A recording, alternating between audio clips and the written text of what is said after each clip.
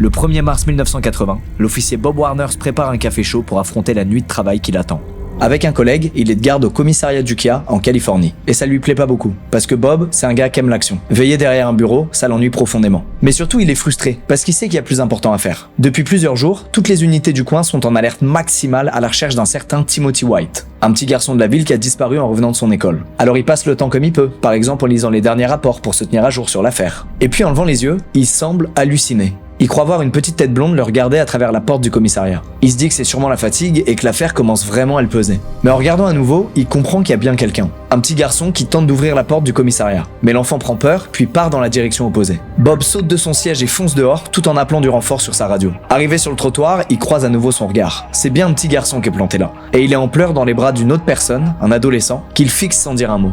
Bob ne le sait pas encore, mais il vient tout juste de retrouver Timothy White, disparu depuis plusieurs jours, mais aussi un certain Steven Steiner, disparu 7 ans plus tôt et que tout le monde croyait mort. Alors comment ils se sont retrouvés là? Comment ont-ils survécu? Qu'est-ce qui leur est arrivé? Aujourd'hui, vous allez tout savoir puisque je vais vous raconter leur histoire.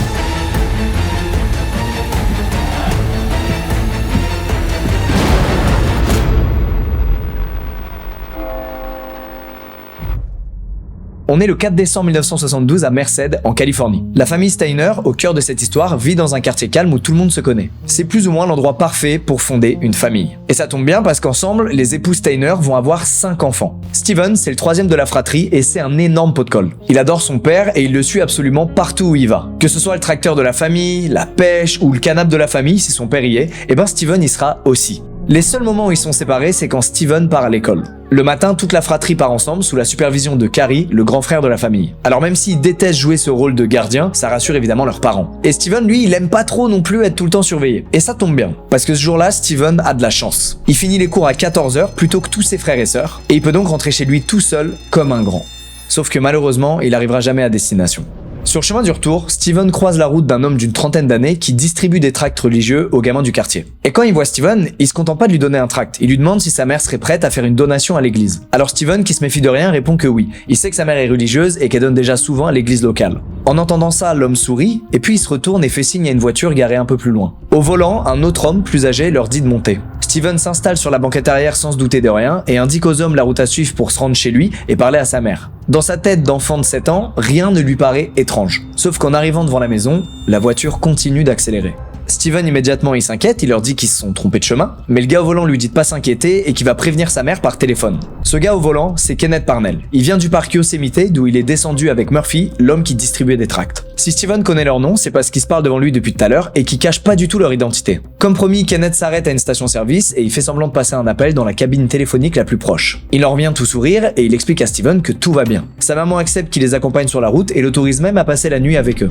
De notre point de vue, c'est évidemment un énorme red flag. Mais Steven, lui, il a 7 ans, il est innocent, il a pas trop été sensibilisé à ce sujet, et donc il est incapable de comprendre que ces deux hommes veulent lui faire du mal. Pour lui, du moment que sa maman est ok, rien ne peut lui arriver. Et pourtant, le piège vient juste de se refermer sur lui.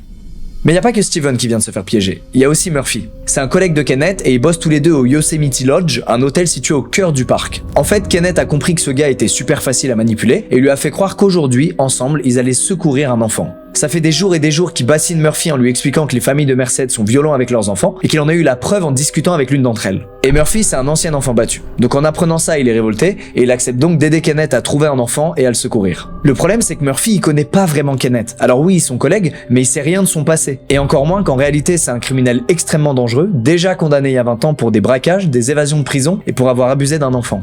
Et si Kenneth s'est retrouvé depuis quelques mois dans le parc national de Yosemite, un lieu éloigné donc de tout, c'est pas par hasard. Il voulait juste refaire sa vie dans un endroit isolé, loin de tout soupçon, avant de trouver une nouvelle cible. Après une longueur de route, Kenneth se gare en face du Yosemite Lodge où il a une chambre de fonction. Il fait monter Steven, verrouille la porte et va s'adresser à Murphy. Murphy s'attend à se faire féliciter, mais il se passe tout l'inverse. Kenneth l'engueule et lui dit qu'ils sont tous les deux dans la merde. Que ce qu'ils viennent de faire va leur attirer beaucoup de problèmes. Et que s'ils veulent pas finir en prison, il a vraiment intérêt à garder le silence. Murphy, même s'il est très naïf, comprend qu'il vient de se faire piéger par Kenneth et que cette histoire de secourir un gosse était complètement bidon. Mais il a tellement peur d'aller en prison qu'il dit rien et n'avertit personne de la situation. À Merced, dans la ville natale de Steven, c'est la panique générale. Ses parents sonnent aux portes de tout le quartier en découvrant que leur fils n'est pas rentré après les cours. Malheureusement, aucun voisin n'a vu Steven depuis son départ à l'école, et donc très vite, c'est la police qui prend le relais, puis toute la ville se met à essayer de retrouver Steven. Personne n'a envie de croire à une disparition, mais le temps presse. Plus on attend dans ce genre d'affaires, et moins on a de chance de retrouver la personne disparue. Alors les habitants organisent des battues aux alentours, et la police déploie des unités un peu partout pour quadriller la zone. Mais à la nuit tombée, toujours aucune trace de Steven. Les Steiner décident alors de poursuivre les recherches toute la soirée. Ils explorent aussi bien les forêts aux alentours que la décharge de la ville de fond en comble, ils mettent toutes les chances de leur côté. Le lendemain, la police ouvre une enquête criminelle. Et procédure oblige, les premiers à passer à l'interrogatoire sont les parents de Steven. Un policier demande directement au père si c'est lui qui a tué Steven, ce qui est horrible pour un parent dans cette situation, mais c'est le protocole, c'est comme ça, les proches sont souvent les premiers suspects. Et je vous rassure, la police est sur d'autres pistes en parallèle, notamment une très bonne piste. Il y a toute une équipe qui épluche les listes d'employés de la région, notamment ceux qui bossent dans le parc national de Yosemite. Parce que oui, tout le monde le sait, c'est un endroit parfait pour disparaître ou pour faire disparaître quelqu'un. Et c'est une très bonne piste parce que rappelez-vous, Kenneth et Murphy, ils bossent là-bas, donc ils devraient apparaître sur ce registre. Sauf que le garde forestier en charge des listes va faire une immense connerie. Il donne bien aux enquêteurs une liste des employés du Yosemite Lodge, là où bossent Kenneth et Murphy, sauf qu'il est pas au courant qu'il y a deux équipes dans l'hôtel. Il communique donc juste la liste de l'équipe A et pas celle de l'équipe B, dont les noms des ravisseurs font partie. À cause de ça, leur nom n'apparaîtra donc jamais dans une liste de potentiels suspects. Pendant ce temps, l'affaire fait le tour de la région. Tous les journaux ne parlent plus que de Steven et tout le monde se mobilise pour le retrouver. Mais les jours passent et malgré l'effort des habitants et de nombreux bénévoles, Steven a disparu pour de bon. L'enquête est tellement au point mort que la police désespère et finit par auditionner des médiums dans l'espoir qu'ils aient une piste, mais malheureusement, vous vous en doutez, ils proposent rien d'autre que des théories fumeuses. Et le pire dans tout ça, c'est que Kenneth, il fait pas spécialement d'efforts pour dissimuler Steven. Ça lui arrive de l'emmener avec lui en voiture, de le laisser sur le siège passager, à l'avant, à la vue de tous, ou même de se balader en dehors de l'hôtel alors qu'il y a des avis de recherche avec sa tête placardée partout. Jamais réellement inquiété, Kenneth a donc une emprise totale sur Steven. Alors je vous passe les détails sordides, mais vous vous en doutez, Kenneth abuse régulièrement de Steven. Murphy est au courant, mais à cause des menaces de Kenneth, il a trop peur de prévenir la police. Il lui suffirait littéralement d'un seul appel pour sauver ce gamin, et malheureusement ça n'arrivera jamais. Et pourtant Murphy il fait de son mieux pour que Steven aille bien. C'est lui qui est chargé de le garder quand Kenneth part travailler, et il en profite pour lui acheter des comics, des fast-food, de quoi changer les idées en fait. Mais malheureusement Kenneth va aller encore plus loin dans la manipulation et l'horreur. Je vous interromps avant de passer à la suite de l'histoire, mais je dois vous parler de la marque qui sponsorise un thread d'horreur pour la 3e fois sur la chaîne, NordVPN. Vous connaissez sûrement NordVPN, c'est un logiciel qui protège votre connexion internet et votre confidentialité en ligne. Votre position, adresse IP donc, est masquée et vos données de navigation sont invisibles aux yeux des curieux qui aimeraient lire ou intercepter vos données personnelles. Fini les FAI qui récoltent vos données et limitent votre bande passante si vous en consommez trop, à cause d'une vilaine plateforme de streaming par exemple. Mais aussi fini les sites d'achat qui collectent vos habitudes de navigation à des fins commerciales. NordVPN intègre aussi une protection anti-menace qui bloque les sites web malveillants comme les sites de phishing et aussi les publicités intrusives comme les pop-up. Elle analyse aussi les fichiers au fur et à mesure que vous les téléchargez et supprime automatiquement ceux qui sont malveillants. Pour ceux qui voyagent, vous pourrez continuer à mater du contenu sur toutes les plateformes de streaming, comme par exemple France TV, MyTF1, Sixplay, MyCanal, tout ça, en vous géolocalisant en France. Ou l'inverse, mater du contenu étranger depuis la France. Vous pouvez télécharger NordVPN via mon lien en description, c'est satisfait remboursé pendant 30 jours, et vous avez 4 mois offerts sur les abonnements de 2 ans. Sachez qu'avec un seul compte, vous pouvez avoir jusqu'à 10 appareils en simultané. Merci à NordVPN d'avoir sponsorisé la vidéo, il est maintenant temps de passer à l'histoire.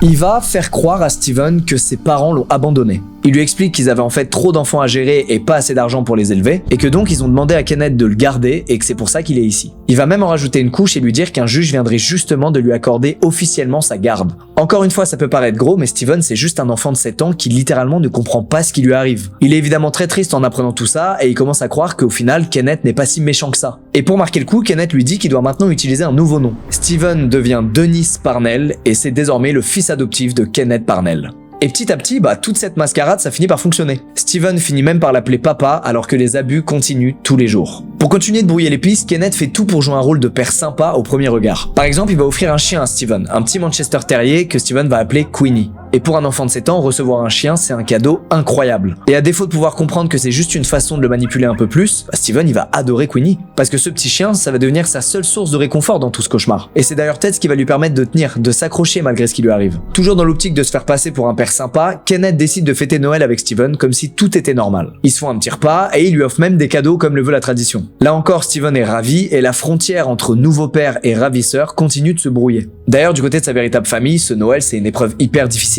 Ils célèbrent sans Steven à leur côté et sans même savoir s'il est toujours en vie. Mais malgré ça, tout le monde lui a prévu un cadeau dans l'espoir qu'il réapparaisse un jour et qu'il puisse les ouvrir. Et devant la maison des Steiner, des voisins et des policiers se relaient eux aussi pour déposer des jouets et des fleurs. Malheureusement, le 2 janvier 1973, les chances de réapparition de Steven diminuent encore plus. En fait, Kenneth décide de déménager avec lui à Santa Rosa, à plus de 300 km de Merced. Il l'éloigne encore plus de sa famille et il décide de l'inscrire dans une école primaire sous sa fausse identité, Denise Parnell. Il n'existe aucune trace légale de Steven sous ce faux nom, mais malgré l'absence de bulletin et même de certificat de naissance, l'école va quand même accepter son dossier. Et maintenant qu'il est inscrit, Denise Parnell commence à avoir un début d'existence légale, ce qui est malheureusement une immense victoire pour Kenneth. C'est d'autant plus triste que la famille de Steven a écrit des lettres qu'ils ont envoyées à toutes les écoles de la région pour partager l'avis de recherche de Steven, dans l'espoir peut-être qu'un élève ou un prof leur connaisse. Sauf que dans l'école primaire où est scolarisé Steven, les administrateurs n'ont jamais ouvert cette lettre qui aurait pu pourtant lui sauver la vie. Kenneth briefe Steven et insiste bien sur le fait qu'il n'a pas le droit d'utiliser son ancien nom ou de le révéler, sous peine de se prendre une méga punition, ou même pire, de se faire abandonner à nouveau. Alors malgré lui, Steven devient progressivement Dennis.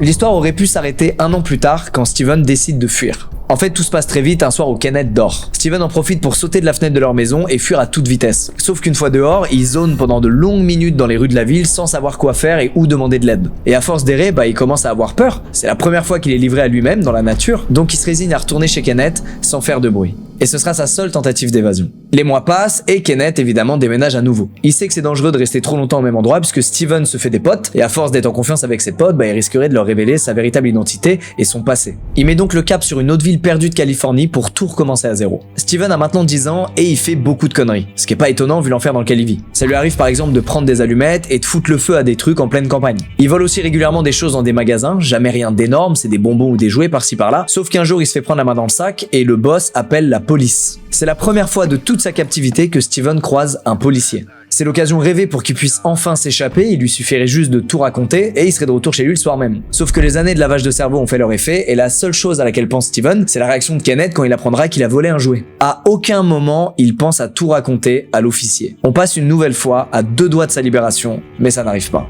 Les années passent et les sévices se poursuivent. Kenneth déménage à nouveau et il se retrouve dans la ville de Compton, en Californie. Comme d'habitude, c'est un coin paumé qui plaît bien à Kenneth et ils y resteront 3 ans. Là-bas, Steven va enfin réussir à kiffer sa scolarité, il se fait plein de potes et il finit même par se sentir un peu chez lui parce que oui, c'est la première fois qu'il reste aussi longtemps dans le même établissement. Il vit un véritable calvaire chez lui, mais à l'extérieur, il a l'air d'avoir une vie tout à fait normale et d'être un garçon épanoui. Il rejoint l'équipe de football américain et il se trouve même une copine. Personne ne peut se douter que derrière ce gamin populaire, il y a en fait ce petit garçon que la famille Steiner cherche depuis des années.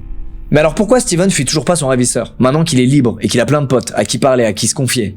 C'est parce qu'il est atteint du syndrome de Stockholm. Ça fait maintenant des années que Kenneth lui répète en boucle qu'il est son père, et ça fonctionne en partie. Même si Steven sait au fond de lui qu'il a toujours une vraie famille, il s'est attaché à son bourreau malgré ses abus. D'autant plus que Kenneth, il continue de jouer son rôle de père un peu cool. Il fait tout pour se mettre Steven dans sa poche. Il lui achète tout le temps des cadeaux super chers comme un scooter flambant neuf, des vêtements de marque ou des baskets que tous ses potes lui envient. Et au-delà de ça, il lui autorise globalement à faire tout ce qu'il veut. Il lui achète de l'alcool, de la drogue, il l'autorise à rentrer à n'importe quelle heure. Steven a vraiment une liberté absolue. Alors c'est une catastrophe en termes d'éducation évidemment, mais Steven c'est un adolescent et le fait de jouir d'une liberté aussi grande, ça lui plaît énormément. Et puis il y a aussi un dernier truc. Même s'il sait que les abus sont pas normaux et qu'il est une victime, il a vachement peur de révéler ce qui lui arrive. Parce que c'est une époque horrible sur ce sujet, c'est une époque dans laquelle on respecte pas du tout la parole des victimes. Autour de lui, les gens vont plus avoir tendance à se moquer de lui qu'à véritablement l'aider en fait. Le plus simple c'est donc qu'ils prétendent que tout va bien et de maintenir l'illusion d'une vie heureuse. Et c'est triste parce que de l'autre côté, ses parents, ils ont jamais abandonné. Ils continuent de le chercher. Ils s'arrangent toujours pour avoir au moins une personne à la maison par peur de louper l'un de ses appels. Son père part régulièrement fouiller des coins reculés et ça lui arrive même de prendre en filature des véhicules suspects. Les parents de Steven ont perdu goût à la vie depuis la disparition de leur fils et c'est ses frères et sœurs qui en paient les conséquences, eux qui avaient pourtant une vie si parfaite. De parents aimants, les Steiner deviennent malheureusement de plus en plus froids et distants avec le reste de la famille. Et celui qui souffle le plus de tout ça, c'est Carrie, le grand frère de la famille.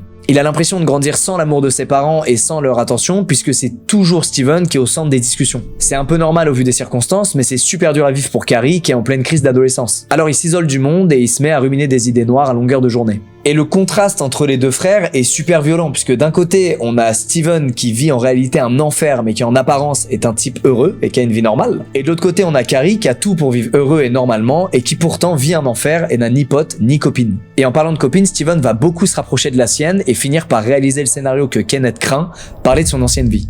Ça se passe lors d'une soirée alcoolisée où tous les deux sont complètement bourrés. Steven va se mettre à pleurer et à répéter en boucle qu'il veut revoir sa vraie famille, mais sa petite amie va juste penser que c'est des conneries et que c'est l'alcool qui lui fait dire n'importe quoi. Et en même temps, comment lui en vouloir? Personne peut s'imaginer que ce gars si bien intégré serait en réalité une victime d'enlèvement. Mais Kenneth sent que le vent commence à tourner, alors il déménage une nouvelle fois. Et cette fois, ils atterrissent vraiment au milieu de nulle part dans la ville de Manchester, en Californie. Alors déjà, Steven pleure tout le long du trajet en se disant qu'il va encore une fois devoir tout recommencer à zéro, se refaire des potes, retrouver une copine, se réintégrer dans un nouvel établissement. D'autant plus qu'en demandant des infos à Kenneth sur le lieu, il va apprendre qu'il y a littéralement personne à des kilomètres à la ronde. Ils vivront dans une minuscule cabane d'une pièce, complètement isolée du reste du monde. Tout ce qui reste à Steven, c'est Queenie, son chien qui l'accompagne depuis des années. À peine installé, Kenneth explique à Steven qu'il doit l'aider à trouver un nouveau garçon. Il rêve d'être un nouveau papa, donc il pourrait recueillir un gamin en détresse. Mais Steven comprend tout de suite que c'est une ruse, il comprend tout de suite les intentions de Kenneth, et cette fois, il se laisse pas faire. Il prétend chercher des garçons, mais il explique qu'à chaque fois il se prend des vents, ou que les gamins refusent de lui répondre. Tout ça dans le but de gagner du temps et d'éviter de faire une nouvelle victime. Mais malheureusement, Kenneth trouve un nouveau complice. C'est une connaissance que Steven a rencontrée dans son nouveau lycée et qui vient régulièrement chez eux pour boire de l'alcool. Kenneth lui promet $50 et autant d'alcool qu'il le désire en échange d'un garçon. Il part donc en chasse à plus d'1 heure de route de là, dans la ville d'Uka, et sur place il tombe sur Timothy White, un enfant de 5 ans qui rentre de l'école.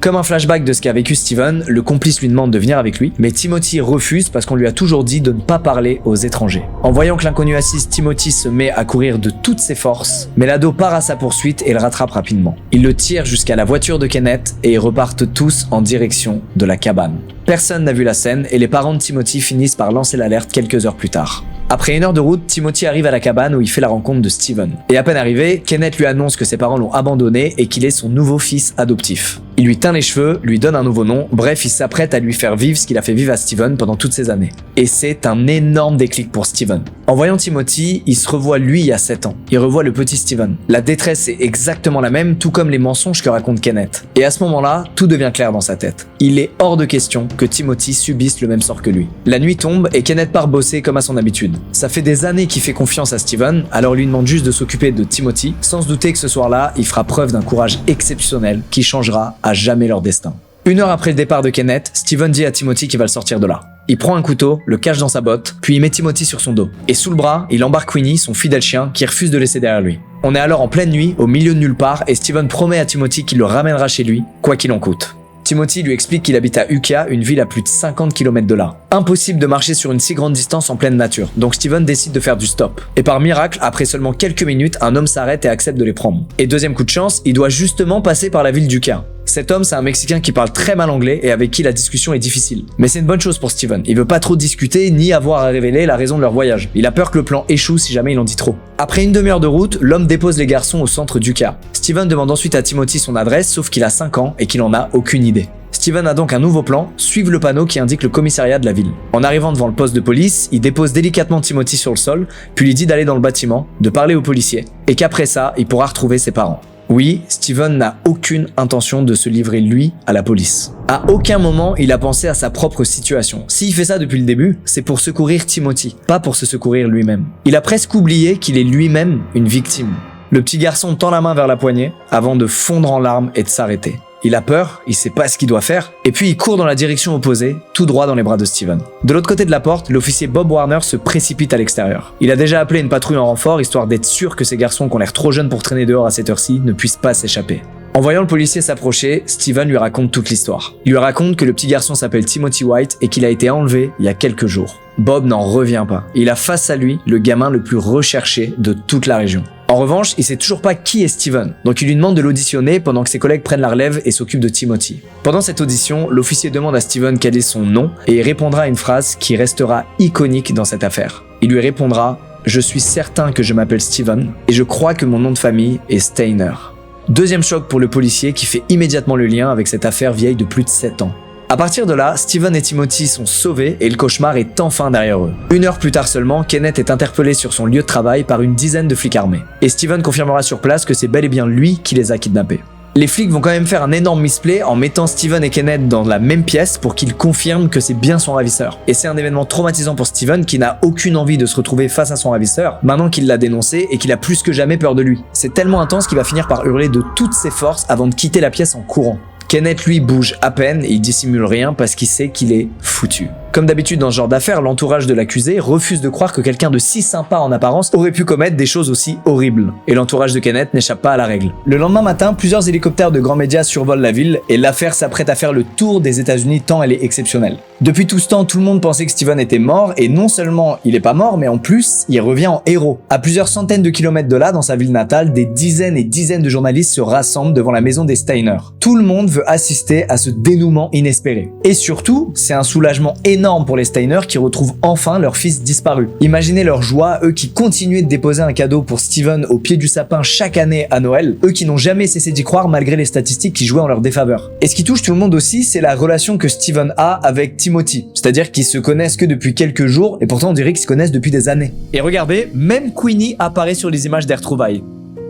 Après toute cette horreur, cette parenthèse de bonheur, elle fait du bien. Mais le problème, c'est qu'elle est courte. Parce que si cette affaire est aussi connue aujourd'hui, c'est aussi parce qu'elle est loin d'être terminée. Tout le monde a l'air heureux lors des retrouvailles, et pourtant il y a quelqu'un qui ne l'est absolument pas. Et c'est Carrie, le grand frère de Steven. Ça se voit d'ailleurs sur cette photo de leur retrouvaille, il a le visage froid et fermé. Il a l'air de rien ressentir alors qu'il serre pour la première fois dans ses bras depuis des années son frère qu'il ne pensait jamais revoir. En fait, il détestait toute l'attention que Steven recevait quand il était disparu. Alors imaginez son état maintenant que le pays tout entier ne parle plus que de lui. Malheureusement, tout ça aura une importance plus tard. On va y venir, mais je dois vous parler de Kenneth. Qu'est-ce qu'il devient ? Eh ben, il est jugé au tribunal et il va bénéficier d'une condamnation absolument ridicule vu tout le mal qu'il a fait, puisqu'il va être condamné à seulement 7 ans de prison. Pourquoi ? Eh ben, parce que les lois de l'époque sont étonnamment clémentes et qu'il va être jugé juste pour le kidnapping et pas pour tout ce qui a suivi. En passant, on apprend pendant l'audience que Kenneth a lui aussi eu une enfance désastreuse, remplie d'abus et qu'il allait si mal psychologiquement qu'il a tenté quand il était gamin de retirer toutes ses dents avec une pince. Tout ça n'excuse en rien ce qu'il a fait évidemment, mais ça permet de mieux comprendre le monstre qu'il est aujourd'hui. En parallèle, Murphy aussi est jugé et il prend une peine plus légère que Kenneth. Ce qui attriste d'ailleurs Steven qui est persuadé que Murphy est tout autant une victime que lui et qu'il a été manipulé par Kenneth. D'ailleurs, il l'appelle toujours oncle Murphy et il n'oublie pas toutes les petites attentions qu'il a eues à son égard pendant sa captivité. Pendant ce temps-là, la famille va de plateau télé en plateau télé pour raconter leur histoire et ils finissent même par passer sur Good Morning America qui est l'une des plus grosses émissions américaines de l'époque. Sauf que derrière cette célébrité soudaine, vous savez très bien ce qui se passe et ça ne va pas échapper à la règle. Il y a un retour à la réalité qui est extrêmement dur à gérer pour la victime particulièrement. En fait, Steven, il sait pas du tout comment se réadapter à la vie normale. Ça fait des années qu'il a été élevé par un taré sans recevoir la moindre éducation. Il pouvait faire ce qu'il voulait, boire, se droguer, sortir n'importe quand. Mais Steven, lui, il comprend pas pourquoi on lui interdit toutes ces choses auxquelles il a accès depuis maintenant plusieurs années. Et pour rien arranger à la situation, ses parents refusent de se faire aider pour traverser au mieux cette épreuve. Pour eux, il n'y a pas besoin d'aide de psychologue pour gérer ça. Voilà, et Steven, il a juste besoin de l'amour d'une famille aimante et ça ira. C'est aller avec tous leurs autres enfants et Steven ne fera pas exception à la règle. C'est la mentalité de l'époque, on sous-estime les problèmes psychologiques et on sous-estime une aide extérieure à quel point elle peut faire du bien et débloquer ce genre de situation. Ou du moins aider. Et en plus de ça, ils vont pas se contenter de refuser une aide psychologique extérieure, ils vont aussi interdire à Steven de s'exprimer sur ce qu'il a vécu.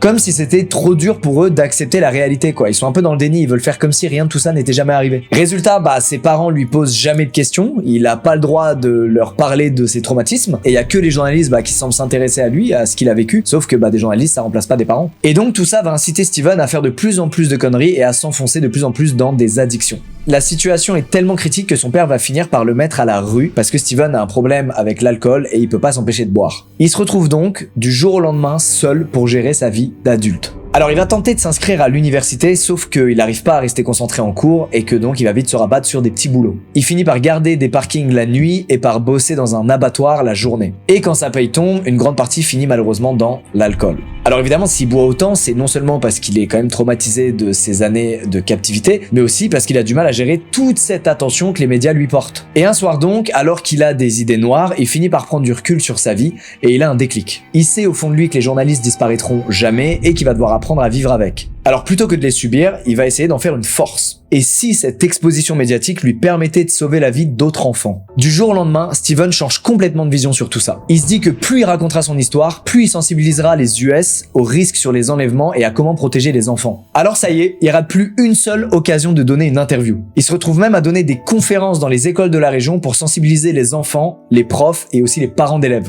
Et ce simple changement de perspective là, en fait, ça va changer toute sa vie. Il commence à renoncer à l'alcool et aux drogues et en 1985, 1985, il rencontre Jodie, qui va devenir la femme de sa vie. Ensemble, ils auront 2 enfants, et autant vous dire qu'avec ce qu'il a vécu, Steven ne les quittera jamais des yeux. Et maintenant qu'il est père de famille, Steven il comprend que c'est des responsabilités en plus, et tout ce qu'il veut c'est assurer un max pour ses enfants. Il trouve donc un job dans une pizzeria, et cette fois il s'y tient. Il en a marre de changer de taf tous les 2 mois, alors il se donne à fond, et ça marche. Ses supérieurs sont hyper contents de lui, il est ponctuel, il travaille dur, bref c'est un employé exemplaire. Et à côté de ça, il va y aller encore plus fort dans ses efforts de sensibilisation sur tous ces sujets autour des enfants, puisqu'il va carrément militer pour faire pression sur le Sénat américain. Et devinez quoi, ça marche. La Californie, grâce à la médiatisation de l'histoire de Steven et à son combat pour éveiller les politiciens, va adopter des lois bien plus dures sur tout ça. Grâce à ça donc, Steven se rend compte que son combat, il a raison de le mener et que ça peut avoir un impact vraiment au-delà de ses espérances. Et pour frapper encore plus fort, il décide d'adapter son histoire en livre et en mini-série. Ça s'appelle I Know My Name is Steven, en référence à sa phrase mythique le soir où il a sauvé Timothy. Et d'ailleurs, petit clin d'œil, puisque Steven joue dans la série, il incarne non pas lui-même, l'enfant qui se fait kidnapper, mais il incarne le flic qui le sauve. Et c'est un carton, ça sort en mai 1989 et ils auront 4 nominations aux Emmys et 1 nomination au Golden Globe. De quoi répandre encore plus son message à travers le pays, soutenir les familles affectées, et aussi de quoi gagner de l'argent. Et oui, il en faut. Steven n'a jamais trop eu l'occasion de se faire plaisir et donc cette fois il n'hésite pas, ni une ni deux, il achète une moto flambant neuve.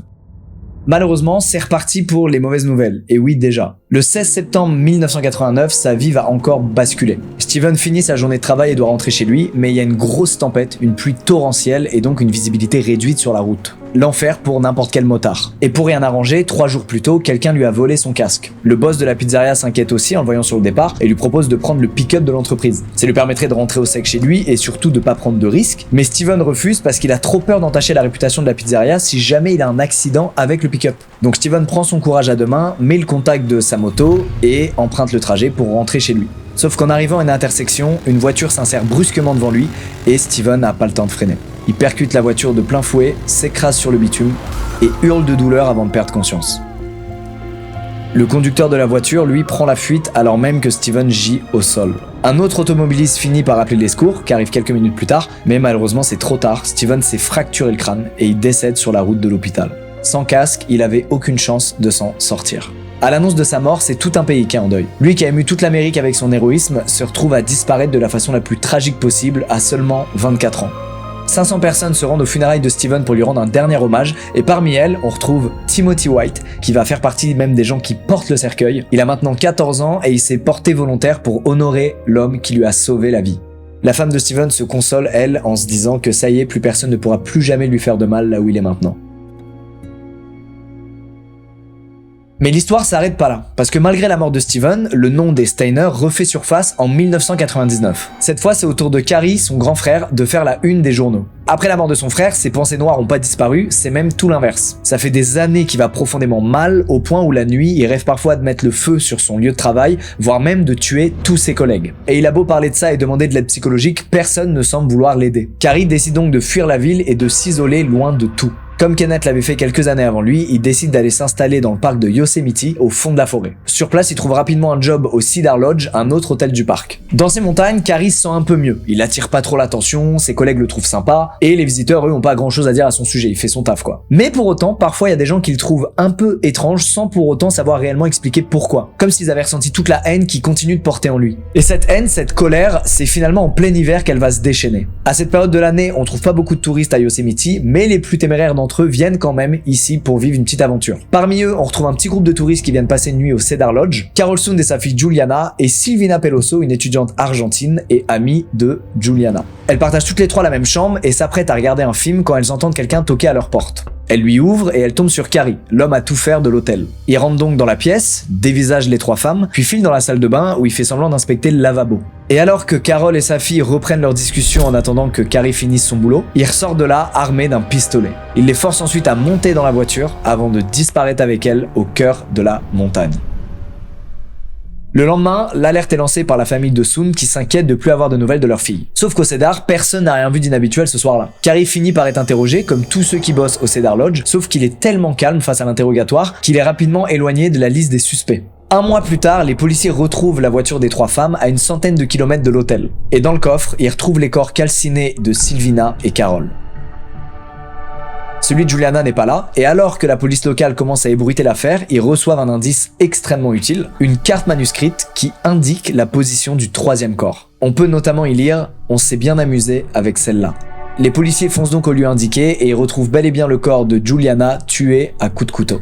2 individus avec un lourd casier judiciaire et qui rôdaient dans le secteur sont arrêtés dans la foulée, mais c'est une fausse piste. Et Carrie, lui, est toujours pas dans le viseur de la police. Il continue de vivre et de travailler sur place sans jamais attirer les moindres soupçons. Aucun de ses collègues ne peut s'imaginer qu'il est l'auteur de cet affreux triple meurtre. Quelques mois plus tard, c'est une nouvelle femme, Joy Armstrong, qui disparaît sans donner de nouvelles à sa famille. Faudra quelques jours avant que les enquêteurs tombent sur son corps, abandonné le long d'une rivière, et tuée, elle aussi, à coups de couteau. Sauf que cette fois, la police tient enfin un indice. Ce témoin aurait vu un van bleu devant la cabine de Joy, juste avant sa disparition. Et rapidement, les enquêteurs ils identifient ce van bleu comme étant celui de Cary Stayner. Un enquêteur du FBI le retrouve à son travail, et il cherche en fait à l'auditionner en tant que témoin potentiel, pas en tant que suspect. Sauf qu'en le voyant, Cary lève les mains comme pour se rendre. L'agent trouve ça super bizarre évidemment, mais met ça sur le dos du stress. Des fois quand ils arrêtent des gens, les gens stressent tellement qu'ils ont une réaction très chelou. Sauf qu'en arrivant au commissariat, Cary avoue tout presque immédiatement. Et avant même que le policier réalise ce qui se passe, Cary avoue également le meurtre des 3 autres femmes du parc.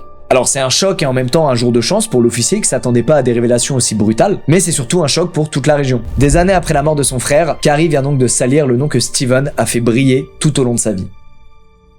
Pendant son procès, Cary se morfond. Il dit qu'il aimerait revenir en arrière, mais que malheureusement c'est impossible. Il aimerait aussi pouvoir dire au juge pourquoi il a fait tout ça, sauf qu'il en sait rien. Et à aucun moment il va parler de son frère et sur l'impact que son histoire aurait pu avoir sur lui. Pour ces 4 meurtres, il est condamné à mort par le tribunal, sauf qu'aujourd'hui encore, il est toujours en prison. Et justement, c'est plus tard, en prison, qu'un journaliste arrivera enfin à le faire parler. Cary lui avouera qu'il avait déjà des idées sombres depuis tout petit, bien avant l'enlèvement de son frère, et on saura jamais vraiment à quel point ce qui est arrivé à son frère aura eu un impact sur lui et l'aura poussé ou non à commettre ces meurtres. Quoi qu'il en soit, cette affaire va motiver les habitants de Merced à rendre hommage à Steven pour laver son honneur. Ils vont donc militer pour que le plus gros parc de la ville soit renommé en Stayner Park. Malheureusement, ça donnera rien, la mairie refuse puisqu'elle a peur que ce nom soit associé à Cary plutôt qu'à Steven. Et puis au début des années 2000, c'est Kenneth qui va refaire parler de lui. Son aide à domicile vient de prévenir la police parce qu'il lui aurait proposé un peu d'argent en échange de lui trouver un petit garçon. Comme un air de déjà-vu. Rassurez-vous, l'histoire ne va pas se répéter puisque la dame va immédiatement prévenir la police, qui vont lui proposer de porter un micro caché lors de sa prochaine rencontre avec lui et de faire en sorte qu'il redise son plan à l'oral. Kenneth va réitérer sa demande, cette fois sous l'oreille d'une demi-douzaine de policiers, qui procèdent immédiatement à son arrestation et qui le menottent dans les minutes qui suivent. Et vous vous souvenez quand je vous ai dit que les règles avaient été durcies grâce au travail de Steven? Eh ben ça va vraiment payer, y compris pour son propre ravisseur qui du coup là se fait prendre la main dans le sac. Cette fois Kenneth est condamné à 25 ans de prison ferme sans possibilité de faire appel. Il finira sa vie derrière les barreaux. Alors, on arrive presque à la fin de l'histoire, mais il faut quand même que je vous parle une dernière fois de Timothy. Depuis toutes ces années, il a grandi, bien grandi, et il va reprendre le flambeau de Steven. Il va lui aussi donner des conférences pour sensibiliser les familles sur les risques d'enlèvement, et il va même s'engager en tant que shérif à Los Angeles. Pour lui, c'est un peu comme une façon de payer sa dette envers Steven en sauvant des vies à son tour. Et c'est magnifique de voir que ces 2 enfants qui ont vécu une véritable épreuve ont quand même tout fait derrière pour essayer de faire le bien autour d'eux. Malheureusement, cette histoire finit mal pour tout le monde et Timothy n'échappe pas à la règle. Alors qu'il s'épanouit dans son rôle de shérif, qu'il a fondé une famille, que tout le monde l'apprécie, il décède malheureusement d'une embolie pulmonaire à l'âge de 35 ans. Oui, encore une mort tragique. C'est comme ça que finit cette histoire, c'est la déprime, on va pas se mentir, mais ce qu'il faut retenir, c'est quand même le positif. En 2010, à Merced, donc la ville natale de Steven, le fameux parc est entièrement rénové et en son centre est placée une statue à l'effigie de Steven et Timothy. On y voit le jeune Steven donner la main à Timothy, une scène qui sera désormais gravée à jamais. Une belle manière de s'assurer que les générations futures de Merced connaissent leur histoire et découvrent leur courage. C'est la fin de cette histoire et comme vous êtes très nombreux à la regarder, j'en profite pour vous rappeler qu'en France, il y a un numéro, le 119, qui est le service d'accueil téléphonique national pour l'enfance en danger. Et donc c'est le numéro à appeler pour signaler un enfant disparu ou maltraité. C'est le numéro à appeler si vous-même vous êtes un enfant et que vous pensez être victime de maltraitance. Voilà, je le rappelle au cas où, je sais que j'ai une grosse visibilité avec ces vidéos-là. Dans le pire des cas, vous l'avez en tête. Dans le meilleur des cas, ça servira, j'espère. Merci encore d'avoir regardé la vidéo et à très vite pour d'autres aventures.